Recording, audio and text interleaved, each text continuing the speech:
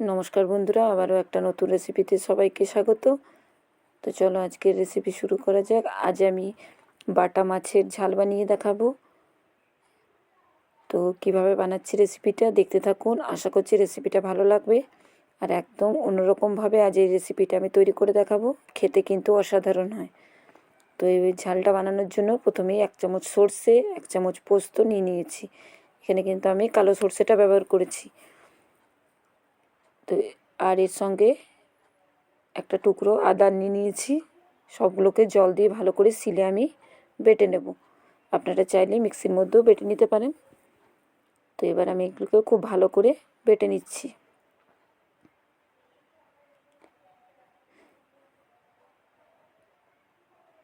আরও একবার বেটে নেব আমি সর্ষে, পোস্ত এবং আদাটাকে। তো বেটে তুলে রেখে দিলাম।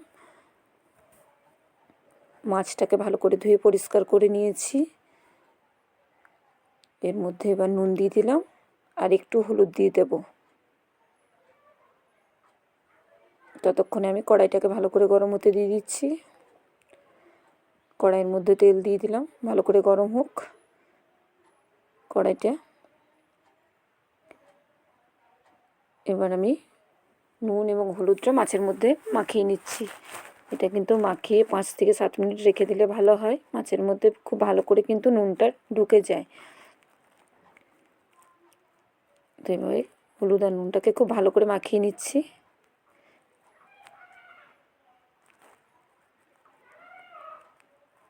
তো মাখা আমার ভালো করে হয়ে গেল। ততক্ষণে আমার তেলটাও ভালো করে গরম হয়ে যাবে।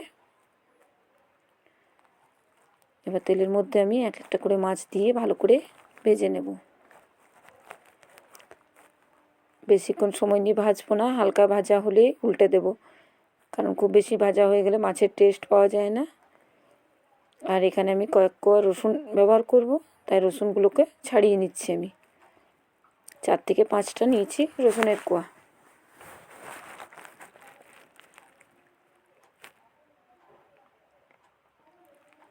তো এইভাবে সমস্ত রসুনগুলোকে ছাড়িয়ে নিচ্ছি।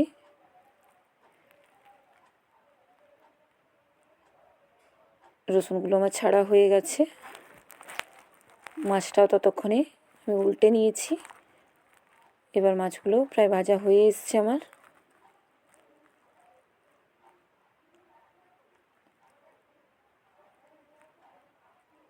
রসুনটা রেডি করে নিলাম, টমেটোও কেটে নিয়েছি মাছটা তৈরি করার জন্য। এবার মাছটাকে তুলে নেব আমি।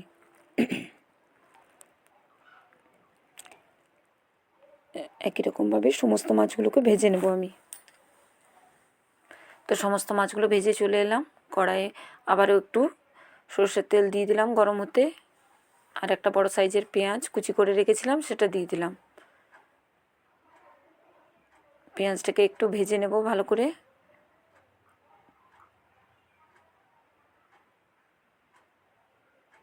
তো 1 থেকে 2 মিনিট একটু লাল লাল করে ভাজা হবে, খুব বেশি ভাজবো না, হালকা ভাজা হবে পেঁয়াজটা। হালকা কালার এলেই হয়ে যাবে। পেঁয়াজের মধ্যে কিন্তু হালকা পেঁয়াজটা নরম হয়ে গেছে, হালকা একটা কালার চলে এসছে। এর মধ্যে এবার আমি রসুনের কোয়াগুলো দিয়ে দিলাম। আপনারা চাইলে রসুনগুলোকে কিন্তু কুচি করে দিয়ে দিতে পারেন। তো আমি এভাবে খুন্তি দিয়ে কড়াইয়ের মধ্যে কেটে দিলাম। কুচি করে দিলে খেতে ভালো লাগবে। এবার একটা কাঁচা লঙ্কা ভেঙে দিয়ে দিলাম, টমেটোটাও দিয়ে দিলাম। দিয়ে এবার ভালো করে নেড়ে চেড়ে নেব। টমেটোটাকে ভালো করে কড়াইয়ের মধ্যে এবার রান্না করতে করতে যাতে গলে যায় সে অবধি একটু গ্যাসের ফ্লেমটা কম করে নেড়ে চেড়ে নেব। ততক্ষণে সরষে পোস্ত এবং আদা বাটাটার মধ্যে আমি এখানে পরিমাণ মতো হলুদ গুঁড়ো দিলাম। এখানে আমি আর এক্সট্রা কোনো মশলা ব্যবহার করব না, এটা দিয়ে আজ রান্নাটা করব। এবার দেখুন টমেটোটা অনেকটা নরম হয়ে গেছে, গলেও গেছে। এবার এই সরষে পোস্ত বাটাটা দিয়ে দিলাম। দিয়ে খুব ভালোভাবে এবার মিশিয়ে নেব। 2 থেকে 3 মিনিট ভালো করে একটু নেড়ে চেড়ে নেব। ভালো করে ফুটিয়ে নেব এবার 2 থেকে 3 মিনিট। প্রতিদিনের মতো মনে করিয়ে দিই, ভালো লাগলে লাইক কমেন্ট করতে ভুলবেন না। অবশ্যই চ্যানেলটিকে সাবস্ক্রাইব করার অনুরোধ রইল সকলকে। যে সকল বন্ধু ফেসবুক থেকে দেখছেন অবশ্যই ফেসবুকের পেজটা ফলো করার অনুরোধ রইল। দেখুন ভালো করে কয়েক মিনিট ভেজে নিলাম। তারপর আমি কিন্তু বাটিটা ধুয়ে যে বাটিটাতে মশলাটা বেটে রেখেছিলাম সেটাই দিয়ে দিলাম, জল দিয়ে দিলাম। খুব বেশি জল দেব না, হালকায় মাছগুলো ডোবানোর মতো থাকলেই হবে, খুব বেশি ঝোল করলে টেস্ট পাওয়া যাবে না। এবার এটাকে ভালো করে ফুটতে দেবো, ফুটে উঠলে এবার পরিমাণ মতো নুনটা দিয়ে দিলাম, আবারও ভালো করে নেড়ে চেড়ে নেব, কিছুক্ষণ ফুটিয়ে নেব। এটা প্রায় 2 থেকে 3 মিনিট আমার ফুটে উঠেছে।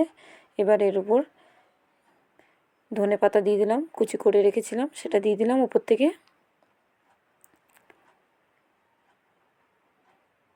ভালো করে আবারও নেড়ে চেড়ে নিলাম, আরও কিছুক্ষণ ফুটিয়ে নেব এটাকে খুব ভালো করে।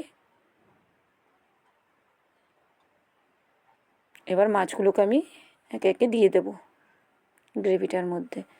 মাছগুলোকে দিয়ে বেশ কিছুক্ষণ ফুটিয়ে নেব, তাহলেই কিন্তু যে এক্সট্রা জলটা আছে সেটা কিন্তু শুকিয়ে যাবে, গায়ে লাগা লাগা হয়ে যাবে, খেতে কিন্তু ভালো লাগবে। একদম শুকনোও করব না। এই বেশ কিছুক্ষণ ফুটিয়ে নিলাম।